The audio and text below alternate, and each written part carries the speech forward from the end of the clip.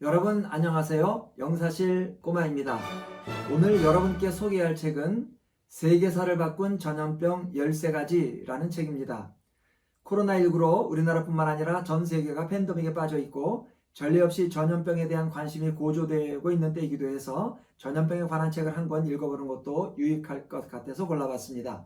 이 책은 제니퍼 라이트라는 미국의 여성 칼럼니스트가 쓴 책이고요. 우리나라에서는 2020년 3월에 출간된 책입니다. 원제는 Get Well Soon, 곧 좋아질 거야 고요. 부제가 붙어 있습니다.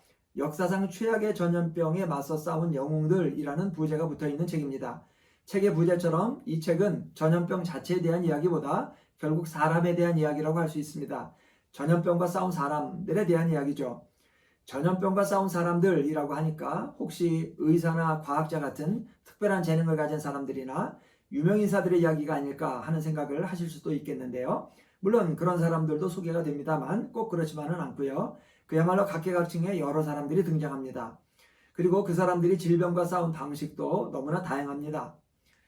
아무튼 그 시대, 그 질병과 관련해서 꼭 필요하고 아주 유용한 방식으로 기여한 사람들의 이야기가 소개되고 있습니다.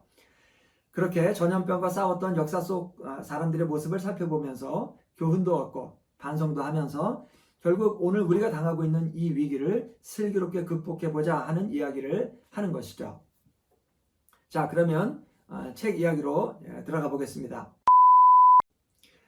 이 책에서 가장 먼저 소개되는 전염병은 안토니누스 역병입니다. 좀 생소한 이름이죠.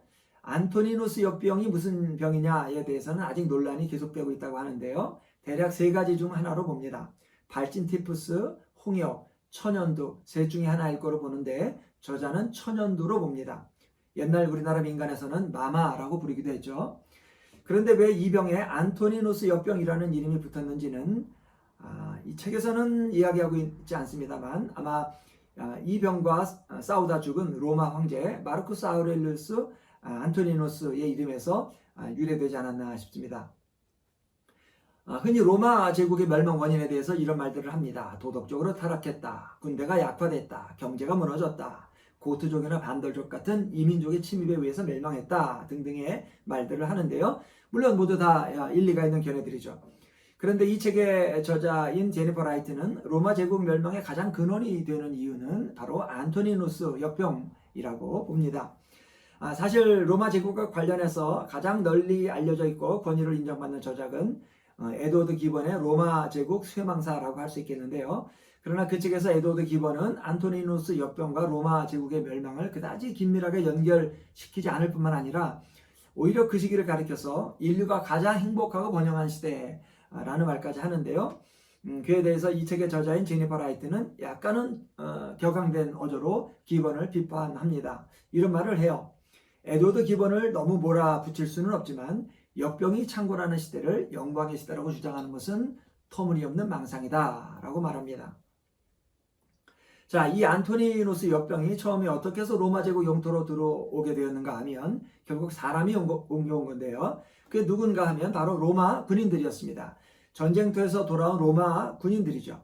AD 165년경에 메소포타미아 지역에서 게르만족과 싸웠던 로마 군인들이 고향으로 들어올 때 따라온 겁니다. 로마 군대는 게르만족과의 전쟁에서는 이겼지만 이 역병으로 입은 피해를 생각하면 승리치고는 너무 상처가 많은 승리가 되고 말았죠. 이 책에 이런 대목이 나옵니다. 게르만족은 수적으로 열세였고 그들이 입은 갑옷과 무기는 형편없이 질이 낮은 것이었다. 그들은 로마를 이길 수가 없었다. 사실 세계 최강의 군대가 두더지 색깔의 방패를 가졌을 뿐인 벌거숭이 무리에게 패한다는 것은 있을 수 없는 일이었다. 그러나 게르만족에게는 가장 강력한 아군이 있었다. 그것은 인간이 아니라 바로 안토니누스 역병이었다. 이 병으로 로마 제국 내에서 죽은 사람이 얼마나 되느냐 하면 적게는 1000만 명에서 최대 1800만 명까지 보더라고요. AD 189년 이 병이 한창 유행일 때 로마 시에서만 하루에 2000명이 사망했답니다. 그때 로마 시 인구가 100만 명 정도 됐다고 하는데 하루에 2000명씩 죽어나갔다면 모든 로마 시민이 거의 매일을 죽음의 공포 속에서 살았다고 해야 되겠죠. 자, 그런데 여러분 이 책의 부제가 최악의 역병과 맞서 싸운 영웅들이잖아요. 네, 그러니까 사람 이야기를 해야 되겠죠. 저자는 이런 말을 합니다. 로마 제국은 정말 끔찍한 재앙을 당했지만 그래도 운이 좋았다 그럽니다. 왜냐하면 좋은 지도자를 만났기 때문이라는 거예요. 자, 이런 참혹한 재앙을 당하면서도 운이 좋았다라고 말할 수 있을 만큼 탁월한 능력을 보여준 지도자 누구일까요? 바로 마르쿠스 아우렐리우스 황제라는 겁니다. 저자는 마르쿠스 아우렐리우스 황제가 이 역병에 너무나도 대응을 잘했다고 말합니다. 그러면서 그때 당시 황제가 취한 조치를 몇 가지 소개를 합니다. 그런데 제가 보기에 황제의 조치라는 게 뭐 그렇게 기발하거나 요즘 표현대로 신박한 것 같지는 않더라고요. 그저 기본적인 상식만 갖춘 사람이라면 누구라도 할 수 있는 일이 아닐까 싶은 생각이 들기는 합니다만 아무튼 마르쿠스 아우렐리우스 황제가 취한 몇 가지 조치를 보면 이런 것들입니다. 장례식에 참석해야 되는 사람은 법정 소환을 면제해 줬답니다. 잘못한 일이 있어서 재판을 받아야 되는데 역병으로 죽은 사람 장례식에 참석한다라고 하면 봐줬다는 거죠. 또 역병으로 죽은 사람 장례 비용은 정부에서 대줬고요. 그 다음에 사람이 너무 많이 죽으니까 장의사가 죽은 지 오래된 그 사람의 무덤을 파고 거기다가 매장을 했답니다. 그런 거 하지 못하도록 법을 만들었답니다. 그 다음에는 이제 군대와 관련된 건데요. 역병으로 죽는 사람이 민간인만 죽는 건 아니잖아요. 군인들도 많이 죽는 바람에 군 전력이 약화되는 겁니다. 그래서 이제 군사를 충원해야 되는데 적당한 사람이 없으니까 검투사들, 이 글래디에이터들을 이제 군대에 징집했답니다. 이건 꼭 꽤 괜찮은 아이디어 같아요. 검투사들은 이제 싸움도 잘하잖아요. 그런데요, 재밌는 게 뭐냐면 검투사들을 군대에 징집했더니 이번에는 시민들이 들고 일어났다는 거예요. 이유가 뭐냐면 검투 시합을 못 보게 됐다는 이유였대요. 여기서 이제 제니퍼 라이트가 이런 말을 합니다. 음식과 오락에 대한 사회의 요구는 역병이 돌아도 수그러들지 않는다.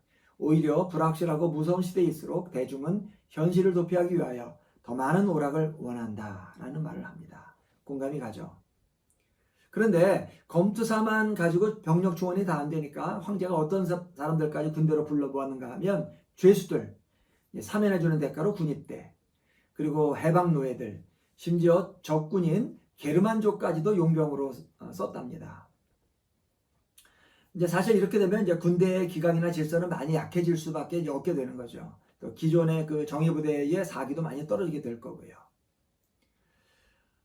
그 다음에 이제 황제가 취한 조치가 뭐냐면 역병이 도니까 경제가 침체되잖아요. 농사든 장사든 뭐든지 간에 이제 일을 해서 수익을 내야 세금을 내는 건데 일을 할 수가 없으니까 세금 납부를 못하죠. 그러니까 나라에 돈이 없는 거예요. 다른 것은 몰라도 군대는 이제 운영을 해야 되는데 이제 그것도 어려운 거예요.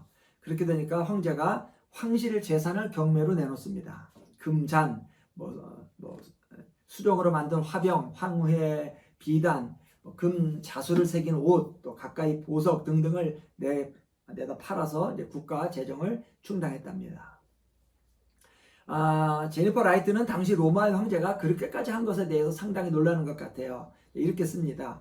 황제가 그렇게 할 수 있었다는 것이 잘 믿기지는 않지만 고대 로마는 여러모로 놀라운 곳이었다. 이와 같은 역병의 시대에 이렇게 현명한 통치자는 분명 하늘이 내린 선물이다.